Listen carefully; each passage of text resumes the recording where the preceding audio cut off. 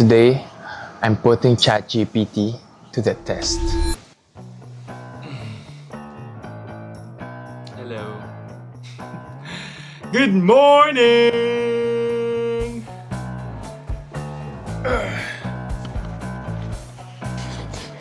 So for today, meron tayong bagong coach. And ang pangalan niya is si Coach ChatGPT. So lahat ng mga gagawin natin for today, sa workout, siya ang masusunod. Kaya, tara!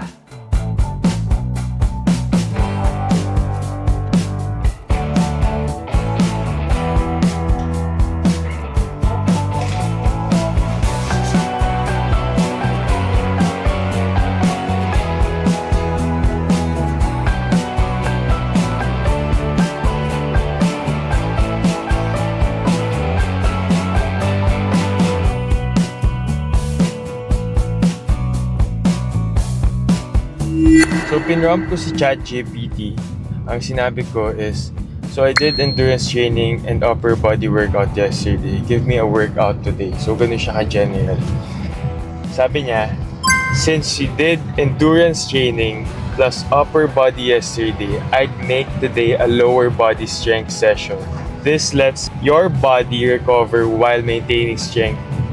That's important for Hyrox performance. So, binigay niya sa atin na lower body strength is, una mag-warm up muna tayo for 10 minutes, 5 minutes easy row or treadmill jog, then hip mobility, tapos glute activation with body weight squats and lunges. So, ito, meron block 2 yung workout. May main workout tayo. So, back squat 5x5, RPE 7 to 8. So, ibig sabihin ng RPE, parang reps in reserve.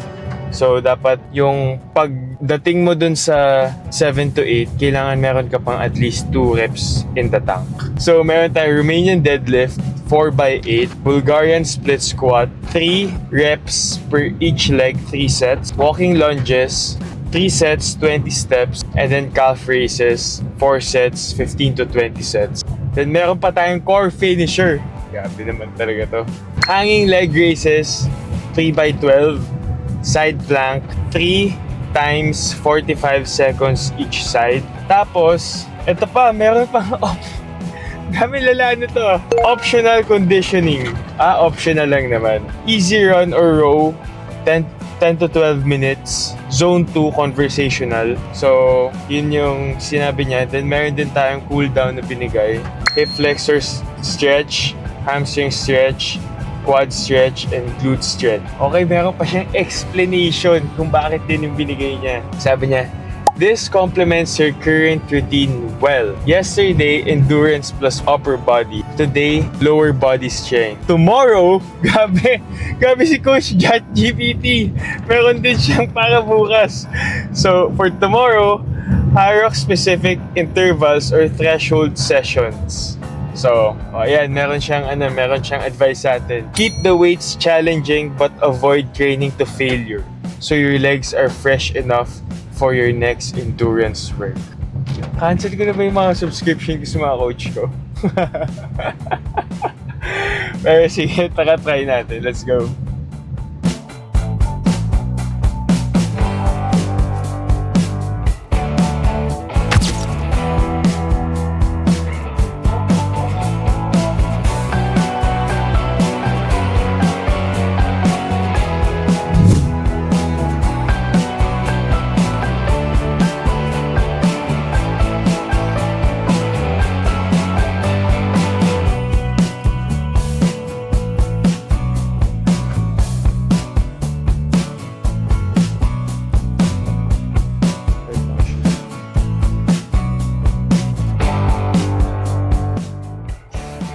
Okay, palitan tayo ng shoes kasi kailangan natin ng squat shoes since yung binigay sa atin na workout is barbell squat.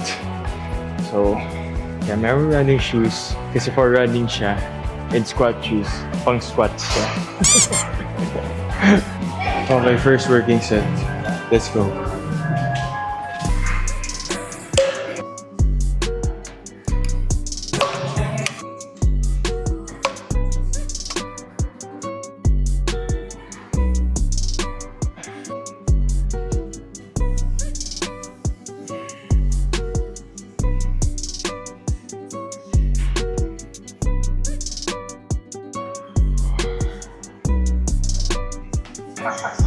Pressure ko kay Joe eh. Sabi niya, dagdagan ko daw eh. Sino mo sunod? Si ChatGPT, ikaw? Chat Joe, ano? Dagdagan natin to? Aha? Okay. Sige, tara, dagdag. Last set eh. Last set, best set eh. Kaya pa naman eh. Ata.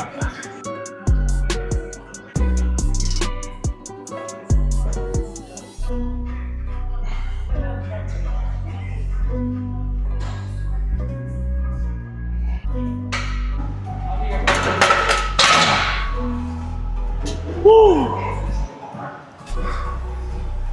Okay na, tapos na tayo sa squats. Balik weights na.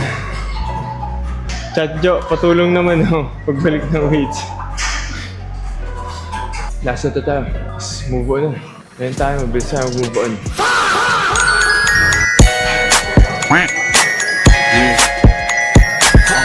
Bruh, you see?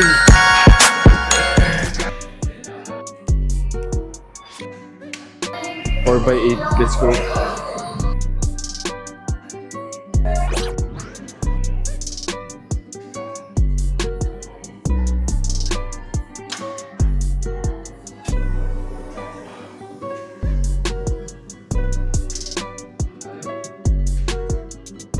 Pagod na ako. Kasi ito lang, hindi yung pala masyado nakakapagod. Baka feeling ko, wala lang akong condition niya. Chill lang naman yung workout ko. Mas iba pa din talaga kapag yung endurance training is nakakapagod. Grabe yung mental battle.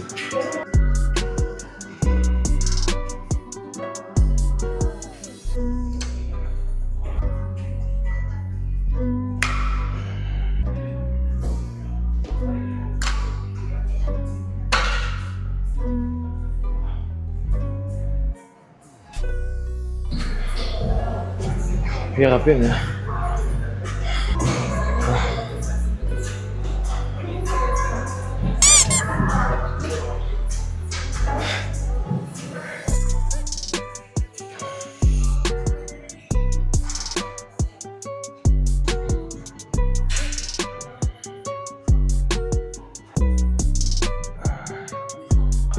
Twenty seconds pa. 10 seconds ito tayo. Laban yan.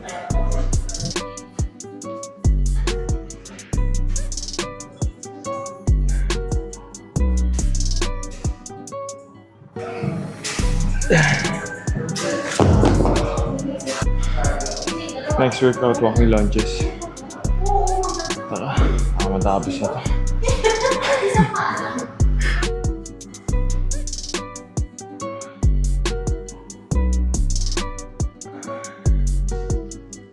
Second to the last workout natin is walking lunges.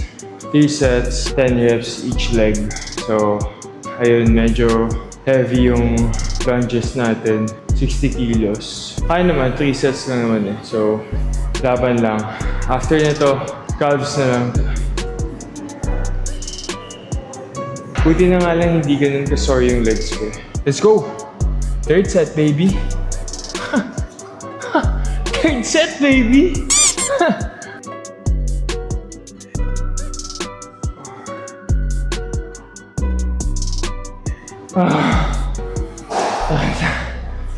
Calves na tayo.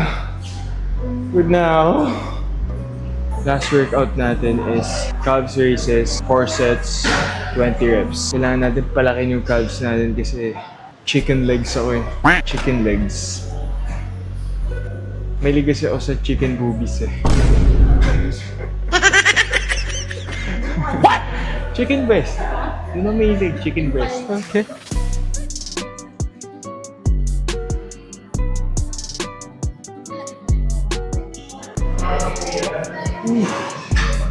Sakit. Sakit.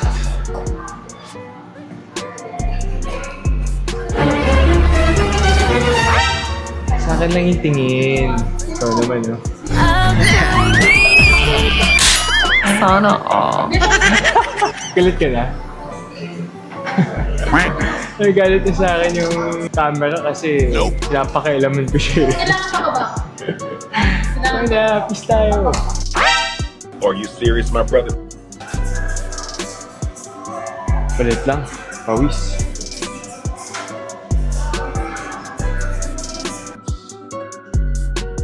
To. Okay, hanging leg raise, 3 sets, 12 reps. Let's go.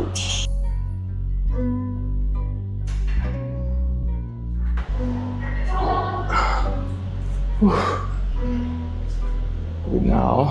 Sa GPT naman eh. Ano ba? Pahinga lang ako, tapos last set na. Tapos, ano na lang, planks for core.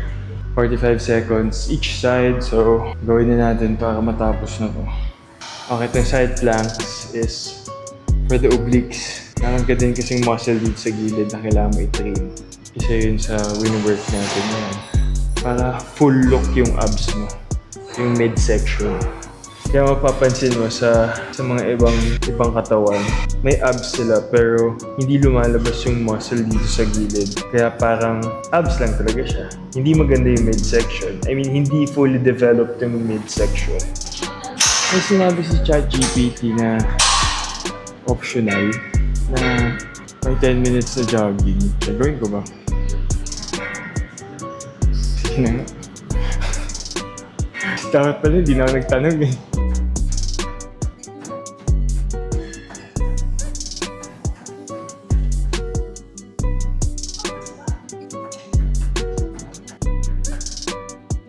Stretching na lang tayo. Okay, sabi ni ChatGPT, hip flexor stretch. Well, di niya estimate kung gaano katagal, pero tatansyahin ko na lang.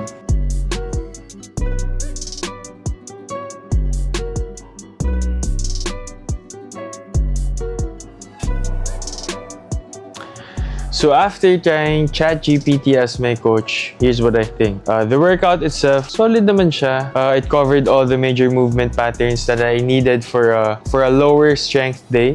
The exercise selection made sense. The volume was reasonable. And it definitely gave me a good training session. Kumbaga, feeling ko okay yung AI kapag medyo bored ako sa workout ko. Or kapag ayaw ko gawin yung program na binigay sa akin ng coach ko. Para mas less na mahirap. But after actually doing it, I realized there are a few things that are missing. First, it doesn't know me. It doesn't know my weaknesses. Hindi niya alam kung ano yung past injuries ko, na meron akong mobility problem, na kailangan ko tong gawin bago mag-proceed sa workout. And I think isa yun sa mga bagay na kailangan i-consider kapag nag-workout ka talaga. Kasi syempre, if mag-workout ka, dapat safe lang. Dapat hindi ka prone sa injury. Isa yun sa mga bagay na napansin ko. Second, the program is a bit generic. Yun nga, generic siya. It tells me what exercises to do, but it doesn't explain why should I do those exercise. Lalo na sa akin, nagtitrain talaga ako for high rocks and kailangan talaga ng matinding structured workout kapag dating sa mga ganong klaseng sport. Hindi pwede yung putyo-putyo lang na workout. Hindi yung pwedeng kung ano yung sinerch mo na workout, gagawin mo na. Kasi syempre, di ba? Kung ganun na siya kadali, edi sana halos lahat ng tao maganda na yung katawan. Or lahat ng tao kaya na mag-perform ng ganitong klaseng level. Another thing, progression. A good program isn't just about today's workout. It's about what happens next week or the next training cycle. Kumbaga, kung ano yung gagawin mo for the whole month, kung ano yung gusto mong ma-achieve dun sa cycle na yun. Ganun kasi talaga kapag seryoso ka sa training mo. And I think hindi kaya gawin ng AI yun kasi kailangan may taong nag-check ng results mo and merong taong magpaplano sa mga dapat mong gawin sa susunod mo na training cycle. And lastly, the biggest thing I missed was feedback. Unang-una, okay, first workout was barbell squat. Walang nagsasabi sa akin if masyado bang mataas, masyado bang mababa. Kasi syempre, di ba, kung masyadong mababa, baka ma-injure ka naman. Kapag masyado namang mataas, baka naman wala ka dun sa tamang range of motion para ma-maximize yung results. Isa yun sa mga bagay na tingin ko kung bakit importante yung may coach ka. Yung pinapanood ka, tinitingnan kung ano yung intensity ng workout, tinitingnan kung kailangan ba mag-back off sa set, tinitingnan kung kailangan bang dagdagan yung weight sa set. Kasi coach yung makakapagsabi nun eh. Hindi ka naman pwede sabihan ng AI na, mukhang nadalian ka. Sige, dagdagan mo pa. Paano niya malalaman yun? Hindi niya malalaman yun. So, sa tingin ko, hindi pa din talaga kaya palitan ng AI yung coach. Pero overall, I'd actually rate this training session 8 out of 10. If you're someone who just wants to have a structured workout, okay, solid yan. Good start yan. Parang alam mo yun, makapagsimula ka man lang. Pero if gusto mong ma-achieve yung peak performance mo, yung peak results mo, I don't think AI can provide that. Sa tingin ko, hindi magandang basis yung AI if meron kang goal. Baka sa mga ibang aspect pagdating sa mga diet or pagdating sa kung ano mang goal na gusto mong gawin. Pero pagdating siguro sa sports, hindi siya advisable. Na-advise ko kapag kung gusto mo magsimula mag-workout or sa mga taong gusto magsimula sa fitness, okay yan. Kung sino yung mga gusto maging active, okay yan. Pero I still think AI works best as a tool, not a replacement for a knowledgeable coach. Yun lang naman. Yun yung opinion ko and final answer ako dun. Let me know kung ano mga challenges pa yung mga gusto nyong pagawa sa akin. Pwedeng AI naman yung gumawa ng diet plan ko based sa performance ko or based sa training sked ko. G ako dyan! Comment down below and don't forget to like and subscribe.